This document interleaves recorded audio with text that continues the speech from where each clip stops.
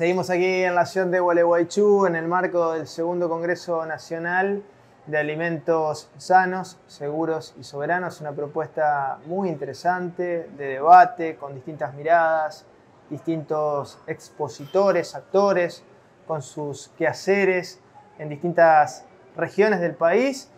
Y en el marco de este plan de producción de alimentos sanos, seguros y soberanos de la ciudad de Sunchales.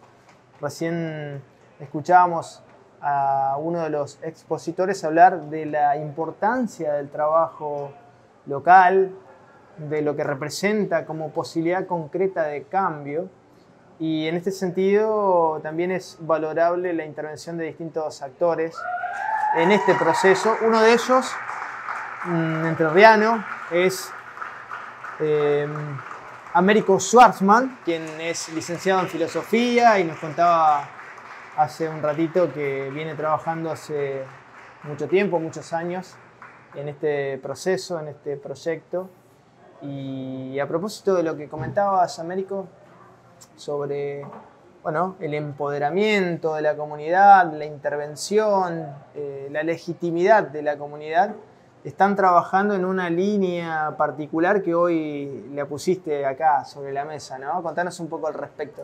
Sí, en efecto, yo vengo trabajando desde hace bastante tiempo, en realidad no como parte del proyecto del PAS, sino como una derivación de mis inquietudes, de mis intereses filosóficos por la cuestión ambiental, la cuestión ambiental es el gran tema ético de nuestro tiempo, junto con la cuestión de la desigualdad respecto de las causas del desastre ambiental, pero también de la desigualdad respecto de las consecuencias del desastre ambiental.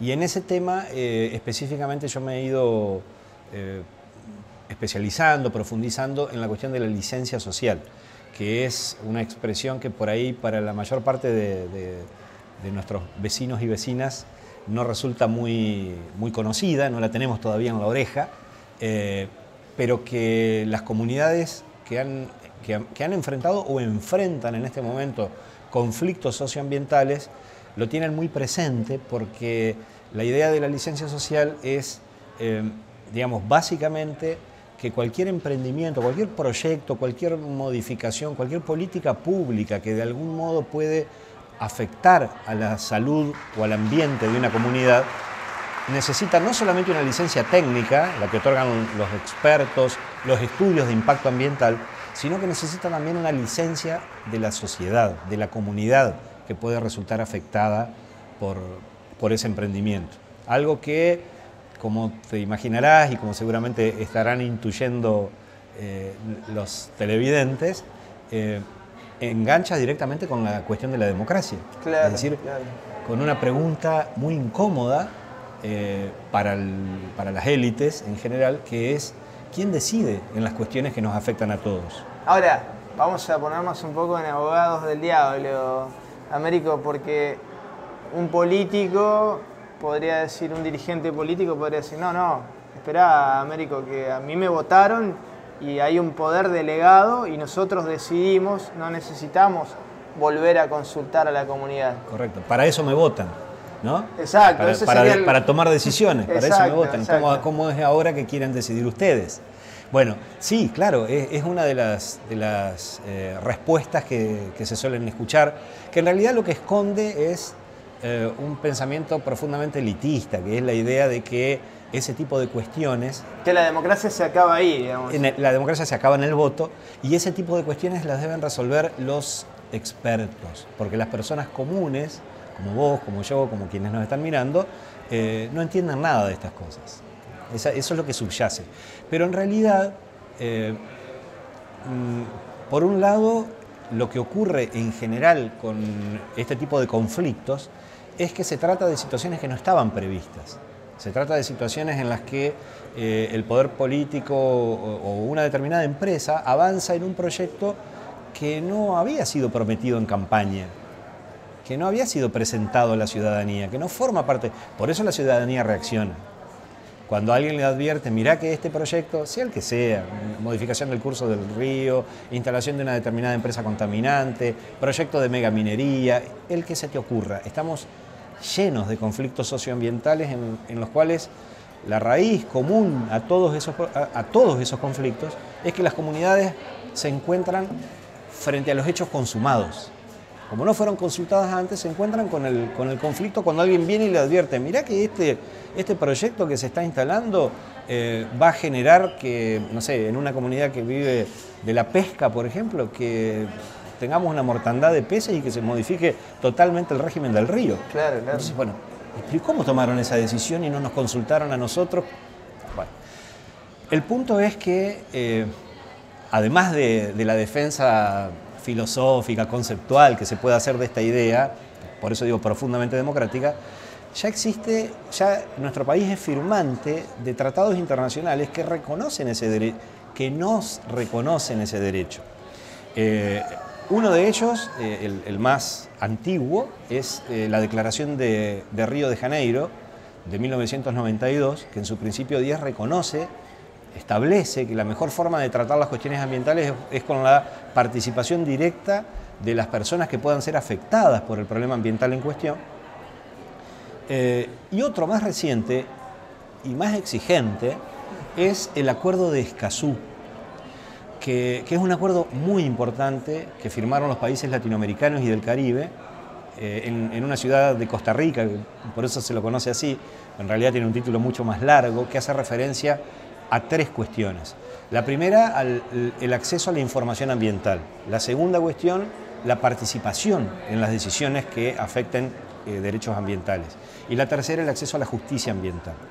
Ese acuerdo, que es muy importante y del que deberíamos hablar mucho más de lo que hablamos y del que deberíamos apropiarnos, establece que la población, las comunidades potencialmente afectadas por un emprendimiento que pueda generar riesgos en la salud o en el ambiente actuales o futuros, es decir, mediatos o inmediatos, tiene que garantizarse la participación de la ciudadanía en esa discusión. Y la buena noticia, para mí al menos, es que en el Congreso de la Nación ya hay un par de proyectos en ese sentido. En este sentido. Hay uno que lamentablemente ya perdió estado parlamentario, que era de un par de años atrás, y hay otro que fue presentado el año pasado, en agosto del 2021, un proyecto muy completo que lo que hace es reclamar una ley nacional de licencia social, es decir, que esto sea un requisito, que esto cada vez que se va a avanzar en un determinado emprendimiento o proyecto o acción pública que involucre de algún modo consecuencias gravosas para la salud de la población o para el ambiente, haya que incorporar a la ciudadanía en todo el proceso, antes de la aprobación, para la aprobación y luego en el control del proyecto. Sí. Esto es, estoy convencido de esto, es la forma más adecuada de comprender cómo queremos vivir en democracia. Y en ese sentido es en las comunidades locales donde más fuerte es esta idea y donde más fuerte es el reclamo cuando ocurren estas cosas. Exacto. Tenemos un montón de conflictos socioambientales en la Argentina, seguramente en la provincia de Santa Fe recuerden muchos de sus propias zonas, cada uno de sus localidades, pero si pensamos a nivel nacional, la cantidad de conflictos de este tipo que ha habido en los últimos años, venimos de uno muy fuerte en Chubut por la megaminería, venimos de Andalgalá con problemas verdaderamente muy serios, venimos de la contaminación del río Hachal con agua cianurada en el emprendimiento minero, uno de los más grandes del país, y en todos los casos el factor común es este que te decía: las comunidades se encuentran, nos encontramos con hechos consumados, y ahí descubrimos que se avanzó en algo sin consultarnos. Por eso la necesidad, de eso hablé yo hoy, en realidad, 6 razones fuertes por las cuales precisamos una ley de licencia social. La mala noticia es que, como dice el propio autor de ese proyecto que está presentado en el en el Congreso, que es un diputado pampeano, la mala noticia es que la dirigencia política no la pone en la agenda parlamentaria. Como no pone las cuestiones de fondo, no estamos discutiendo, nuestra dirigencia política no está discutiendo cómo hacemos la transición para dejar de lado los combustibles fósiles, no está discutiendo cómo hacemos la transición hacia la agroecología en serio, más allá de crear una dirección nacional de agroecología, pero que es, digamos, no digo incompatible, pero que es contrarrestada por la propia apuesta del mismo gobierno nacional, del mismo Estado, a las mismas formas de siempre, que es simplemente asociarse para que los beneficios de las commodities le permitan distribuir un poquito mejor la renta y ganar las elecciones del año próximo. Claro. Es lo único que se plantean respecto de la producción, y mientras tanto nosotros seguimos consumiendo alimentos que no son sanos, que no son seguros, que no son soberanos, porque nos hacen dependientes de un montón de factores. Tecnológico, ¿no? De un paquete tecnológico que es como la droga, que hace que los productores necesiten cada vez más y más y más.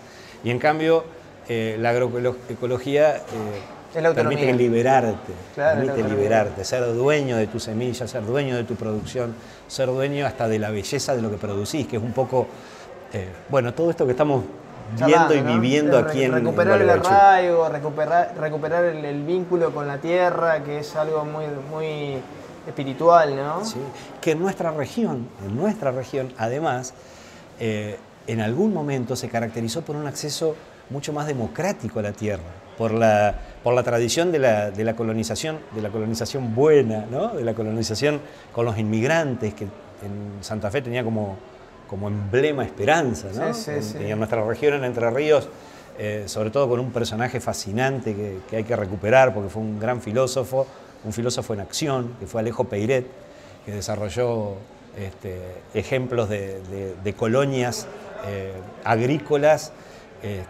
con esta mirada, ¿no? De la gente siendo dueña de la tierra, de su propia tierra, de su producción, y compartiendo lo que se puede compartir, hasta los insumos, desarrollando el cooperativismo. Toda esa democratización de la propiedad rural que alguna vez caracterizó a esta parte de la Pampa húmeda y que desgraciadamente vemos cómo se va perdiendo con la concentración de la tierra en pocas manos, con la pérdida de productores, miles de productores que hemos perdido en las últimas décadas, con el despoblamiento rural, con el éxodo de los jóvenes de las tierras, de nuestras tierras, ¿no? Sí.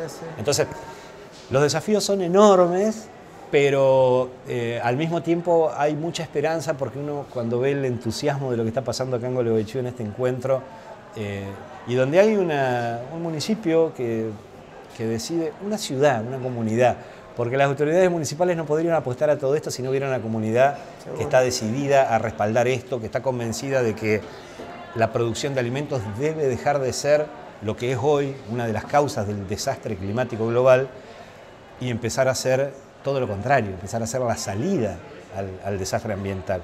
Y para eso tenemos que discutir sobre cómo producimos alimentos, sobre qué comemos, qué llevamos a nuestra mesa, qué le damos a nuestros gurises.